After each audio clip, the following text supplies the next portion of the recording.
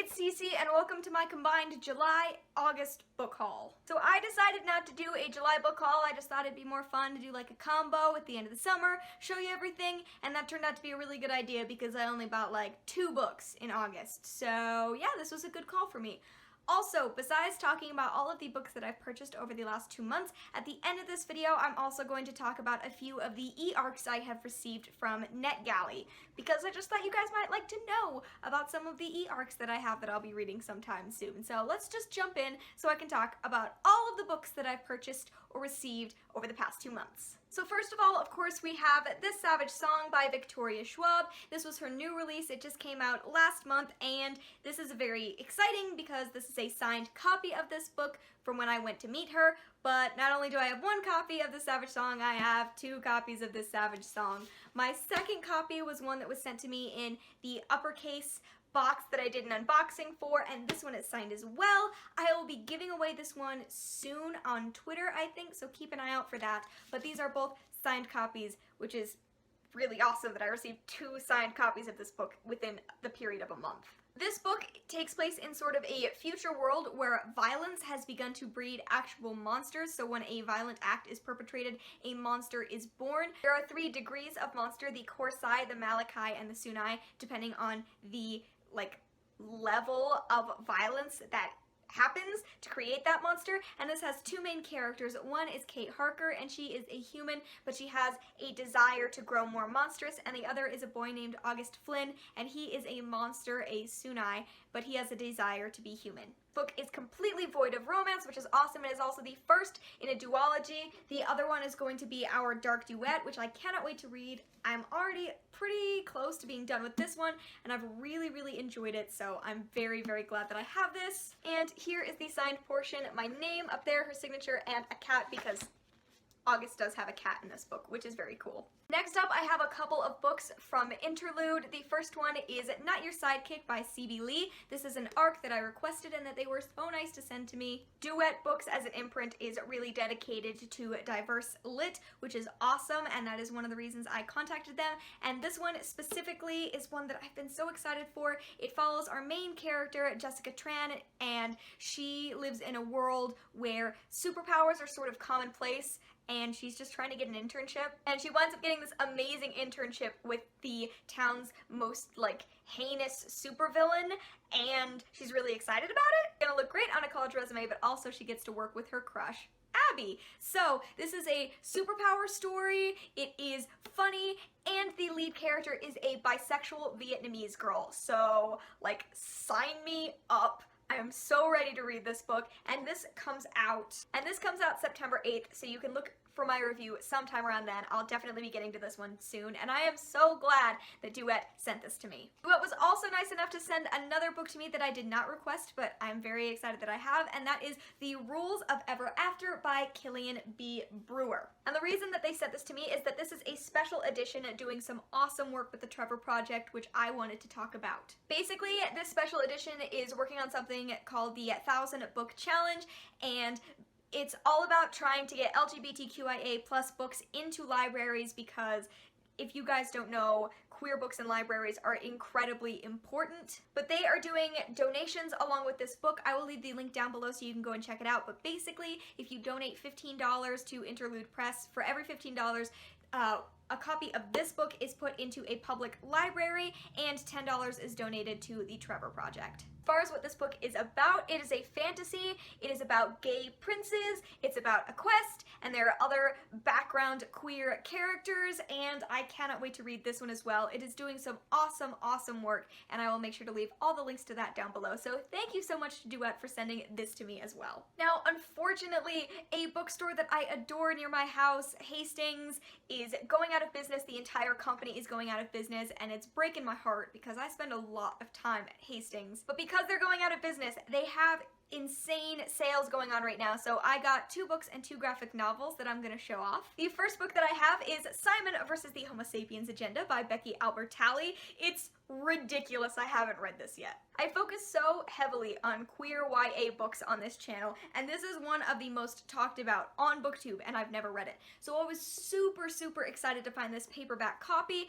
Basically, this is about a boy named Simon, and he's gay, but he's not out to his high school, but the only person who knows is this person that he talks to online, Blue. And then an email goes awry and Simon is being blackmailed. He has to help out this kid, or this kid is going to tell everyone that Simon's gay. People adore this book. It is supposed to be lighthearted and wonderful, and I cannot wait to read it. I also picked up The Demon King by Cinda Williams Chima. This is the first book of the 7 Realms series, and I'll be honest, I don't know a ton about this book. I've wanted to pick it up for a really long time because it comes so highly recommended from a lot of booktubers. When I first got on BookTube, Peruse Project talked about it constantly, and then Maureen from Maureen Kiwi just like devoured this whole series and got me all excited to read them again. From what I can tell, this book follows 2 characters, Han and Reza. Han used to be a thief, and he has some kind of magical cuffs, and people are after those. The other character is Reza, and she is a princess. She's destined to get married, but she would rather be a warrior queen,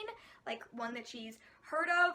Anyway, it still sounds really interesting, and I'm really excited to get into a new, like, YA high fantasy series that I can just kind of really get into. And then the 2 graphic novels are actually trade paperbacks that I got when I was at Hastings were Saga Volumes 3 and 4. I have already read and adored Volumes 1 and 2 of Saga. This series, by the way, is by Brian K. Vaughan and Fiona Staples. This is a like big space drama, and basically there is this moon and this planet, and the people on the moon and the planet are in this war, and then 2 people, one from the planet and one from the moon, get together and they have a kid, and now everyone wants to kill them because that's not gonna stand. First 2 were super action-packed, and so I cannot wait to continue on with the series.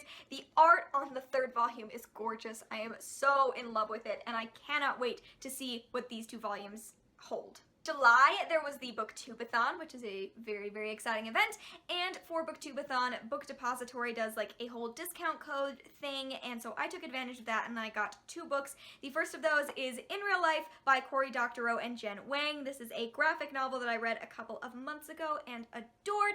It is a celebration of gaming, especially female gamers. It is positive and wonderful. Art style is really cool, and I think is very reminiscent of the sort of simplistic style of Nimona, while also tackling more difficult issues the way that Nimona did. Like, this graphic novel gets into some surprising serious topics, and if you haven't read it already, I highly recommend it. It is such a joy. I knew that I wanted to reread it, which is why I jumped on it when I saw that there was a copy available during Booktubeathon. And the other book that I got during Booktubeathon was The Art of Asking, or How I Learned to Stop Worrying and Let People Help by Amanda Palmer. This is Amanda Palmer's memoir. I have loved Amanda Palmer for a really long time. She is part of the Dresden Dolls, which is a band I adored just for years, but I'm also a huge fan of her solo stuff. Besides that, the back of this book also says she's a crowdfunding pioneer and a TED speaker, and she's married to Neil Gaiman, which is interesting. And in general, I just really wanted to know more about her. I love memoirs, especially memoirs about successful women. I find those incredibly interesting, so I knew that I had to get my hands on this because I've always been super curious about Amanda Palmer as a person. Okay, now we are getting into August. The first book that I purchased in August was obviously Harry Potter and the Cursed Child, which is a play by Jack Thorne. This is the script of the play that has been, you know, on the West End. I'd be shocked if you hadn't heard about Harry Potter and the Cursed Child by this point. It is supposed to take place like 19 years in the future after Deathly Hallows ends, and it's about Harry's son, and I resisted buying this for about 2 days. I didn't want to buy it because I don't really like anything that J.K. Rowling has done with the Harry Potter world post Deathly Hallows, and so I just really wasn't interested in purchasing this. But I decided there was just no way I was going to get around it, so I bought Harry Potter and the Cursed Child. I read it,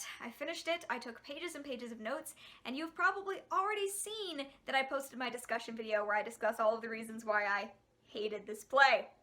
So yeah, that's all I'm gonna say about this. I own it. And that's about it. While I was on vacation in California, we went to Los Angeles and I got to go to the Last bookstore, which is an absolutely beautiful, beautiful bookstore. And while I was there, I knew I had to pick up a book because every time I go to like a destination bookstore, I have to get a book to remember my trip there. So the book that I decided to pick up was You Will Know Me by Megan Abbott. Basically, what I know about this book boils down to like buzzwords. I know it's a thriller and I know it's about gymnastics. And that's enough for me. I was a gymnast for 14 years. It was a huge part of my life, and I'm still very passionate about watching gymnastics, even though I am no longer a gymnast. I have never read a book about gymnastics before, and I've never read a book by Megan Abbott before, but she comes highly recommended, so I cannot wait to read this one very, very soon. This just came out in July as well, so happy that I have my own copy of this book because I have been anticipating it for months. The last two physical things I have here you will have already seen in my Disneyland Harry Potter World haul, but I wanted to mention them again. First up, we have this Haunted Mansion book. It is Imagineering, a Disney classic. It is just about creating the Haunted Mansion, the ride, in all of the various parks, behind the scenes, the ways they came up with stuff. It's full of photos and just so much information about the Haunted Mansion, which is my favorite Disney ride by far in all of the parks that I visited. Haunted Mansion's my fave. So I cannot wait to start reading this just to learn lots of new information about the Haunted Mansion because I think it's so cool.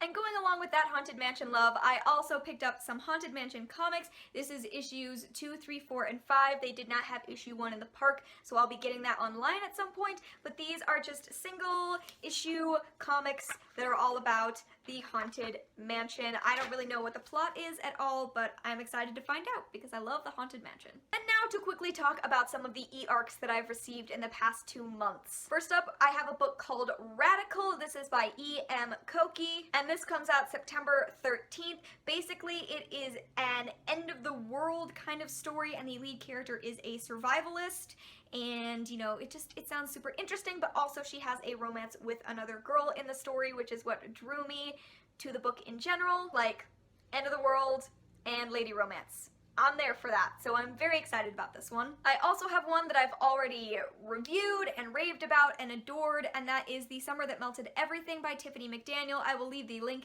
to my gushing spoiler-free review on the screen so you can go and check it out, but this was an absolutely incredible debut, contemporary fiction, just wonderful writing. It takes place in a small town in Ohio in the 80s, and it's about a 13-year-old boy who shows up and claims he is the devil. It has some gorgeous writing, some really dark and heavy themes, but is overall just a beautiful, beautiful, and wonderful book, and I'm so glad that I got the chance to read this one. I also have Labyrinth Lost by Zareta Cordova. This is the first book in a series that is being called the Brooklyn Brujas series, which sounds all kinds of right to me. It follows our lead character, Alex, and she is from a long line of Brujas, but she doesn't want that power. So at her death day celebration, she wishes that she didn't have power, and instead all of her family disappears. Kind of, that's what I'm getting from the back. I am always on the lookout for books that have, you know, witch elements, magic elements, and this one has also been hyped to me because supposedly there are some queer elements. I've heard of a lady-lady relationship, and yes, so I will definitely be getting to this one soon as well, and this one comes out on the 6th of September. Then we have Keeping Her Secret by Sarah Nicholas. This book actually already came out on August 22nd, but the publishers were nice enough to gift me an e-arc anyway, oh thank you. Basically what I know about this book is that it is a summer camp ladies loving ladies romance. I'm all about that. Like, after Lumberjanes and Honor Girl, that's like my zone right there. That's what I want more of in my life. Basically, I think it is about these two best friends, and when they were younger, they kissed, and then something happened, and then they go to a summer camp when they're teenagers, and they are sharing a bunk bed. And so they kind of have to deal with that. And it sounds cute and wonderful, and I'm so excited. And the last e-arc that I received is one that I won't be reading for a few months because it doesn't come out until March of 2017, but I'm still really excited that I got it, was The Pants Project by Kat Clark. Is a middle grade book about a trans boy, and that's really awesome. I am always looking for more middle grade that cover queer issues because I think that they're super important. Basically, it appears Piers, the lead character of this book, identifies as male, but because of the dress code at the school, he is supposed to wear skirts, and so he starts something called the Pants Project, and that's kind of all I know about it. Like I said, I won't be reading it for a few months still, but so excited to read it and to see more what this is about. Okay guys, there you go. Those are all of the books that I have acquired for the past 2 months. If you have read any of these books and would like to let me know what you thought of them, please leave those comments down below. Thank you so much for watching, and I will see you in another video real soon.